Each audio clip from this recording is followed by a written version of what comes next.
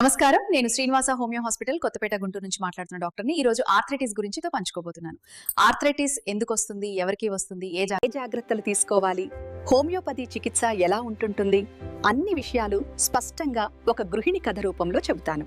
రేణుక ప్రతి ఉదయంలాగానే మంచం మీద నుంచి లేవబోతే ఈరోజు మాత్రం మోకాలి దగ్గర ఏదో బిగుతుగా పట్టేసినట్టుగా అనిపించింది.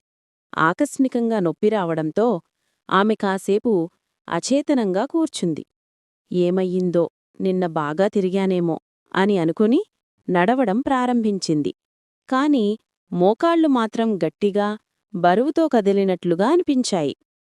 కిచెన్కి వెళ్లి వంగి పిండిని కలుపుతుండగా మోకాలి దగ్గర మళ్లీ దురదృష్టకరమైన మంట. స్టవ్ దగ్గర నిలబడి ఉండగానే పట్టు మరింత బిగిసింది. ఇంట్లో రోజూ చేసే పని ఇదే, కాని ఇప్పుడెందుకింత నొప్పి అని రేణుక ఆశ్చర్యపోయింది. అవగాహన లేకుండా అనేక ఏళ్లుగా చేస్తున్న ఈ వంగి చేసే పనులు, మోకాళ్లపై పడిన ఒత్తిడి ఆమెను నొప్పివైపు నెట్టాయన్న విషయం అప్పటికి ఆమెకు తెలియదు. 2 రోజుల తర్వాత రేణుక భర్త ఆమెను డాక్టర్ దగ్గరకు తీసుకెళ్లాడు. డాక్టర్ ఎక్స్రే స్క్రీన్ మీద చూపిస్తూ చెప్పాడు, రేణుకగారు, మీ మోకాళ్లలో కార్టిలేజ్ పలుచబడుతోంది. ఇది ఆర్థరైటిస్ ప్రారంభం. రేణుక భయంతో అడిగింది, నాకు ఎలా వస్తుంది? నేను పెద్దగా ఏం చేయలేదు. డాక్టర్ చెప్పాడు, వయసు, రోజూ వంగి చేసే పనులు, బరువు, కీళ్లపై ఒత్తిడి ఇవన్నీ కలిసి కలిగించే సమస్య ఇది. రేణుకకు అన్ని స్పష్టమయ్యాయి. డాక్టర్ రూం బయట వెయిటింగ్ ఏరియాలో రేణుక చుట్టూ ఉన్నవారిని గమనించింది.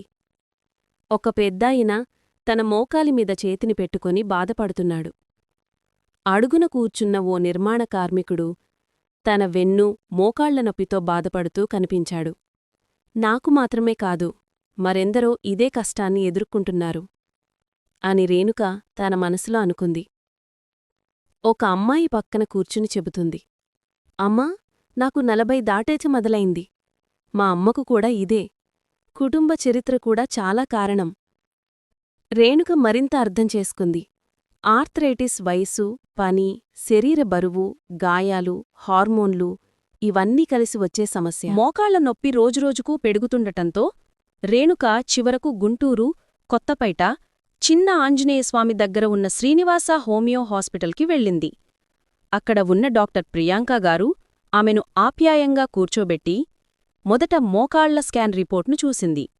రేణుకగారు, ఇది సరళమైన నొప్పి కాదు, కార్టిలేజ్ తగ్గిపోవడం ప్రారంభమైంది అని డాక్టర్ అర్థం చేసుకుంది.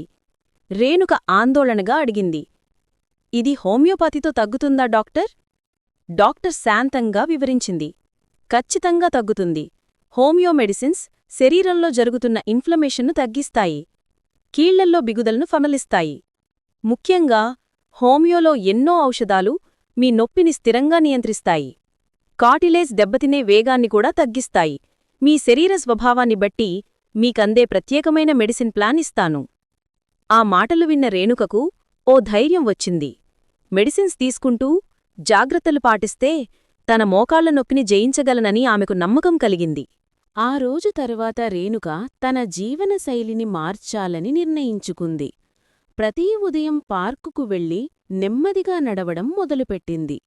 చల్లని గాలి, ఉదయపు సూర్యకిరణాలు ఆమె మనసుకి కొత్త ఉత్సాహం ఇచ్చాయి. అది చిన్న అడుగు అయినా ఆమె ఆరోగ్యానికి పెద్ద మార్పు. వ్యాయామం, సరైన ఆహారం, డాక్టర్ సూచించిన హోమియోపతి మందులు. కొన్ని వారాల్లో రేణుక నొప్పి తగ్గుతుందని గమనించింది. ఆమె చిరునవ్వుతో నడుస్తూ అనుకుంది, నొప్పి మనల్ని ఆపడానికి కాదు, మనం మారాలని చెప్పడానికి మాత్రమే. ఎందుకు ఆలస్యం? ఇప్పుడే కాల్ చేయండి. 9121363896. ఈ ఆరోగ్యం మా ప్రాధాన్యత. శ్రీనివాస హోమియో హాస్పిటల్తో ఆరోగ్యంగా జీవించండి. నమస్కారం.